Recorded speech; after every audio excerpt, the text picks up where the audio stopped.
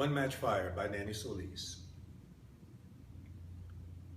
And I let you drive home drunk after that clumsy 5 a.m. kiss.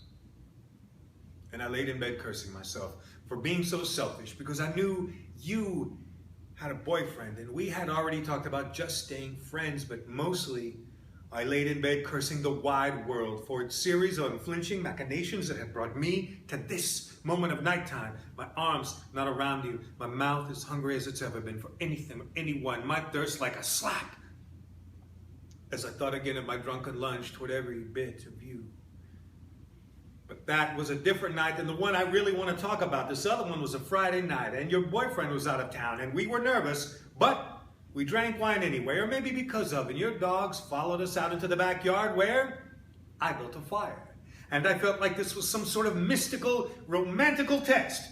And I built it just the way my friend Shane had taught me, a one-match fire. And it actually lit with just one match. And I was quite relieved, and never mind about the possible metaphors here, too obvious, too cheesy. But I was proud of my little fire. And you rolled up a wheelbarrow full of more wood, and there was plenty of room left in the pit for more fire. And I thought, what if I'm being too timid? What if she's used to her boyfriend building a really big fire, and this little fire leaves her totally unimpressed and, in fact, a little disappointed?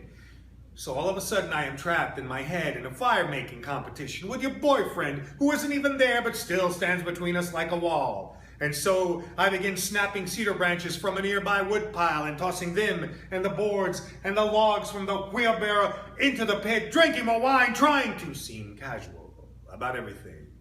But I am wondering about my place in the fire competition, and I am using all my pyrotechnique to make a huge, hot, yet contained blaze. And the thing is so big, the dogs withdraw, and you get nervous, not about us this time, but about the house possibly igniting, and you hop over a smoldering hay bale to rescue an old wooden owl that has burst into flames, and I stand and stoke and stir the fire with a 7-foot iron rod I found nearby, feeling like the king of campfires. And I am tempted to question your impression of my fantastic fire skills with pet name-laced questions like, hot enough for your monkey lips? How about that fire, grasshopper wings? What do you think of my incredibly mind-blowing and obviously far, far, far superior to your boyfriend's fire building and tending skills now, chinchilla hips?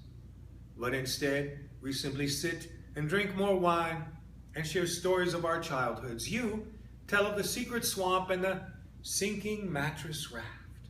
I tell of the Thanksgiving where my gang of cousins beat another gang of cousins with sticks.